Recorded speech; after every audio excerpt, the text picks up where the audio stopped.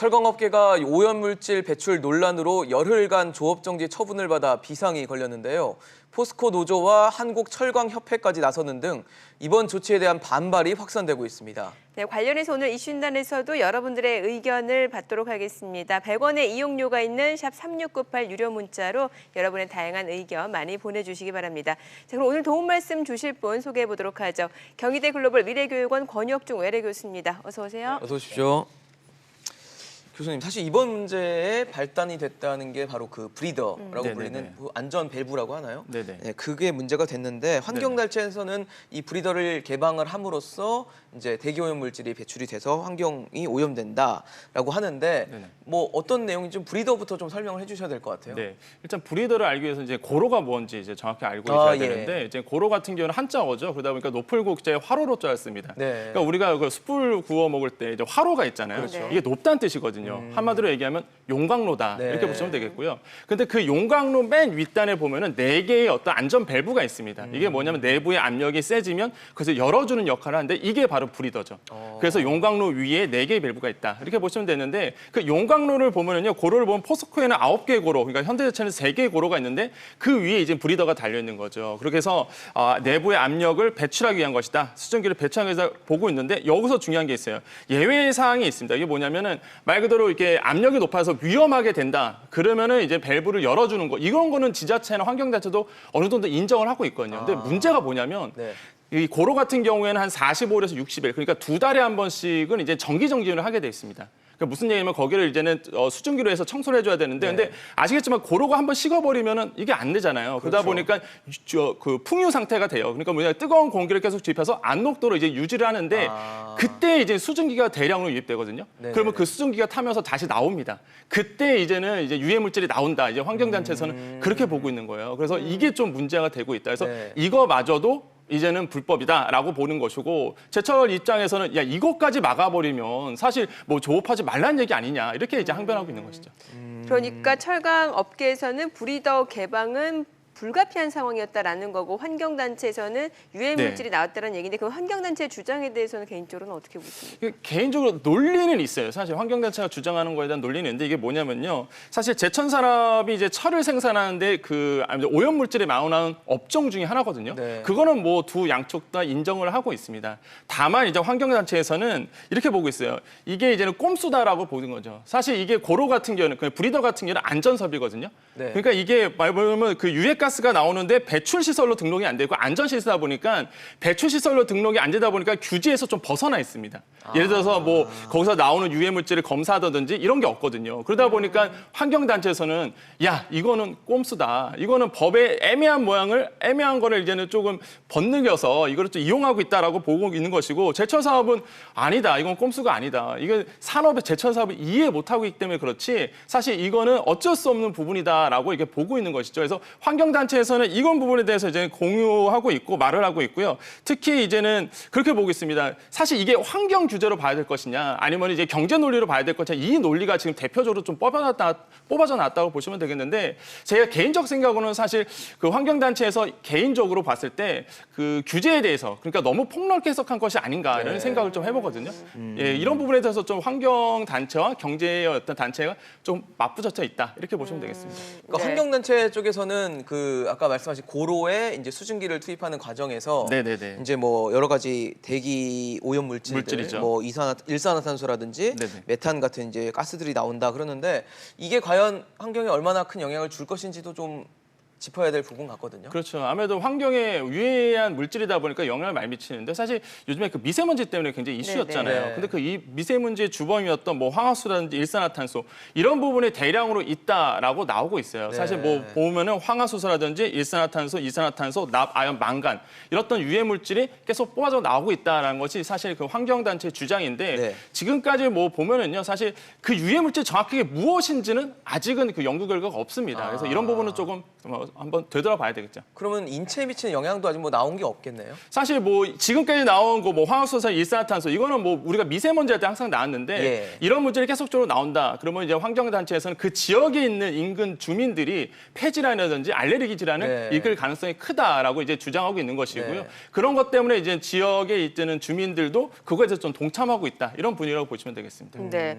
그럼 만약에 브리더를 개방을 안 하게 되면 어떻게 되는 거예요? 그 압력이 높아지면 그게 문제가 되는 거잖아요. 그렇죠. 브리더의 역할은 결국은 안에 있는 압력, 그거를 이제 해소하기 위해서 열어두는 건데 네. 사실 아까도 말씀드렸지만은 만약에 위협이 되다, 그러니까 압력이 높아져서 폭발할 것 같다, 그럼 자동으로 열립니다. 네. 이런 거는 사실 인정을 하고 있는데 아까도 말씀드렸지만 이게 청소할 때 문제거든요. 예. 근데 이제 청소할 때 수증기가 워낙 많이 나오다 보니까 이거에 대해서 이제는 환경 규제를 해야 된다는 것인데 사실 그러니까 대기환경보전법 제31조 1항 2호에 보면은 이런 얘기가 있습니다.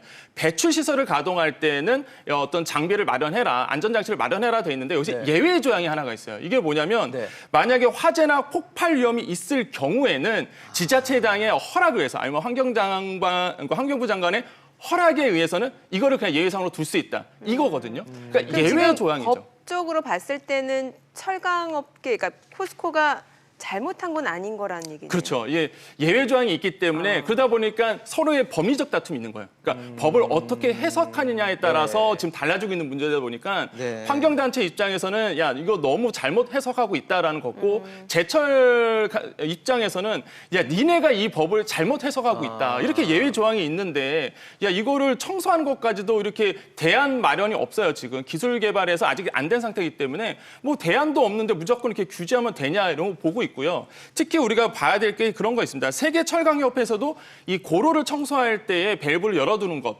이거의 방법에 대해서 의견이 없어요. 그러니까 이럴 수밖에 없다라는 게 세계 철강협회의 입장인 거고요. 네. 그러다 보니까 이거 우리나라의 철강 제철 입장에서도 거봐라 독일도 선진국도 이렇게 하고 있는데 우리가 대안이 없는 상태에서 이렇게 규제만 해서는 안 된다라고 이야기를 하고 있는 것이죠. 네. 그러니까 지금 상황에서는 뭐 그런 논란 속에서 지자체가 현대제철과 포스코 같은 이제 철강 업계에 열흘간의 그렇죠. 부업정지 처분을 내린 거잖아요. 네네네. 사실 열흘이라는 기간이 어떻게 받아들여질지는 잘 모르겠지만 네네. 이 업계에는 굉장히 긴 시간이라고 긴 하더라고요. 시간이죠. 이게 아시겠지만은 그 철강 용광로는요 연중 계속 돌아가야 됩니다. 이게 그래서 식으면 안 때 된다면서요. 그렇죠. 이게 예. 연속 공정이에요. 예. 네. 그러니까 한 번 화마가 되면은 15년에서 20년 동안 계속 철을 생산하거든요. 예. 그럼 예를 들어 보세요. 우리가 항상 뭐 식어버리면 굳어버리잖아요. 그렇죠. 예. 근데 굳은 거를 녹이기 위해서는 엄청난 보통 업계에서는 지금 한겨울에서 한 6개월 정도 더 시간이 소요된다라고 해요. 그런데 이게 뭐 계산상 추산해 보니까 한 고로당 한 네. 8천억 정도의 또 예산이 들어간다. 고로 한 개당요. 그렇죠. 이게 매출에 타격이 있는다라고 얘기하고 있거든요. 예. 근데 이걸 상식적으로 생각해봐도 보통 우리가 고로에서 다시 한번 재가열하는데 피해 규모는 사실 8천억 이상이 될 것이다라고 볼 수도 있겠고요. 예. 무엇보다 중요한 게 우리가 그 민주노총에서도 이거에 대해서 공감하고 있다는 얘기예요. 뭐냐면 네. 사실 포스코의 민주노총의 그 노조가 작년에 생겼는데 보통 이렇게 조금 티격태격 하잖아요. 사측이랑. 네, 근데 그렇죠. 이번 문제에서는 사측과 노조가 한 목소리를 내고 있습니다.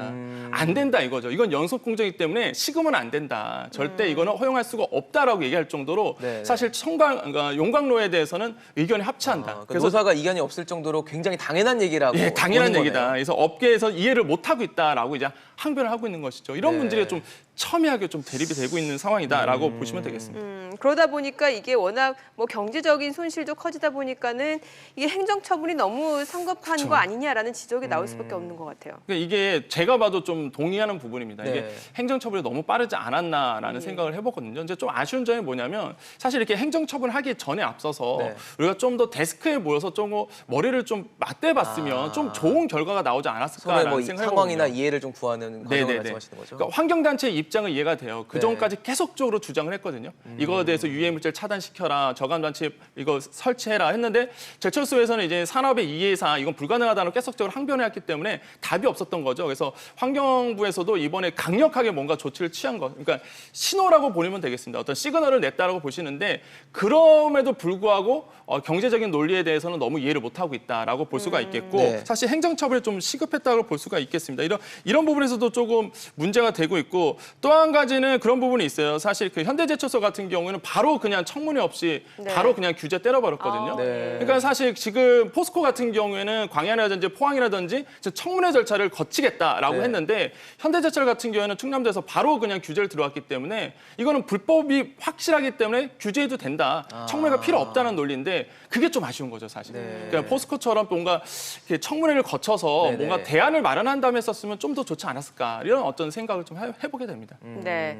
자, 지금 시청자분들도 문자로 많이 참여를 해주고 계신데 어떤 내용 올라왔는지 좀 살펴볼까요? 네.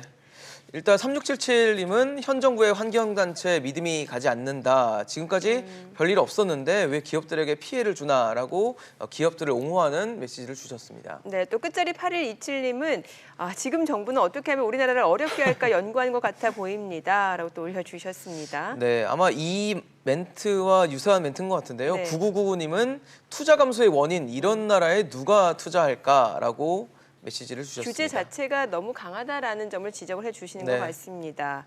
자, 끝자리 9206님도 올려주셨습니다. 환경단체는 지금 나라를 망치려는가? 경제가 힘든데 도대체 먹고 사는 문제가 더 시급하다라고 올려주셨습니다. 그러니까 뭔가 경제적 손실이 커지는 것에 대해서 우려를 표명하는 시각들이 굉장히 많죠. 아마 최근에 아무래도 경제 상황이 좋지 않다 보니까 기업들에 대한 입장을 좀 이해를 해주시는 문자들이 많이 오고 있는데요. 사실 철강사 요즘에 쉽지 않습니다. 보호무역지도 있고 또 원자재가 계속 오르고 있고 또 철강 수요 산업이 또 불황인데다가 또 현대제철과 포스코는 이런 지금 작금의 상황을 또 맞았기 때문에 굉장히 쉽지 않은 상황인 것 같아요. 어떻게 보십니까? 이게 이렇게 주시잖아요. 네. 문자를 의견을 주시는데 사실 뭐 제 개인적 생각이면 굉장히 공감이 가는 부분이 사실 지금 영업 매출만 봐도 영업이익만 봐도 이게 좀 팩트가 나와요. 그러니까 포스코 1분기 같은 경우는 연결 기준입니다.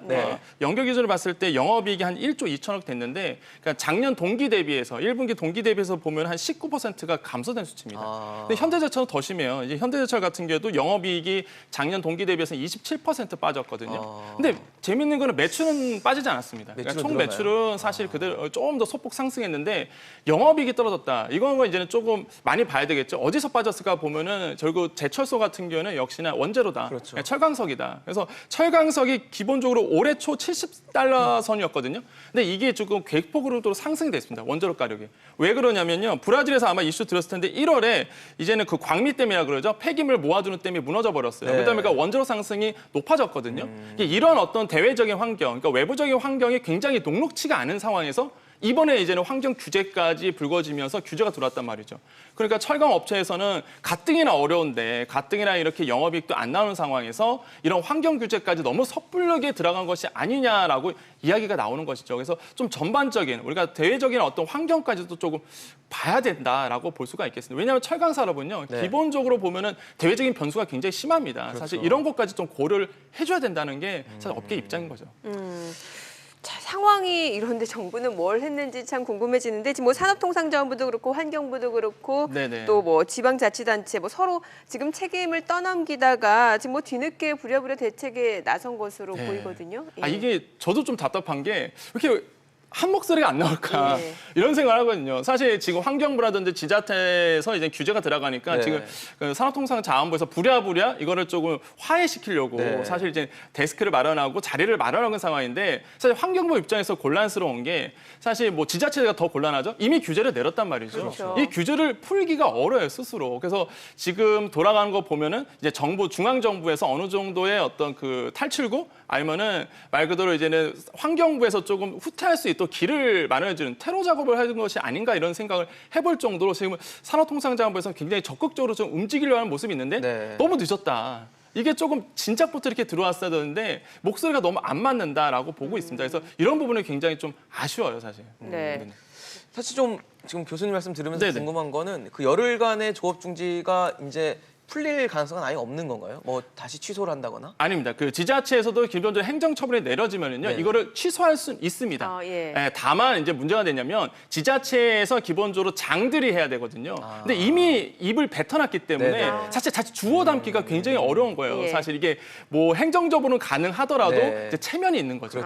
그러다 보니까 이제는 산업통상자원부가 이제는 그 길을 만들어주기 위해서 사실 지금에 와서야 이제는 미팅 자리를 마련하고 이제 산업계의 목소리를 내면서 좀 어느 정도 유효성 있게 아무래도 조금 유도리 있게 좀 돌아가자 이렇게 아주 얘기하고 있는 상황이다라고 보셔도 되는데 사실 지금 상황으로는 제가 보기에는 지자체에서 이거를 다시 후퇴시킬 없었던 일로 하기에는 굉장히 어려운 부분이다라고 볼 수가 있겠습니다. 너무 많이 왔다. 이렇게 그래서 이제 포항 쪽은 사실 지금은 청문회 절차가 있기 때문에 가능성은 있어요. 아직 규제는 된 상태가 아니거든요.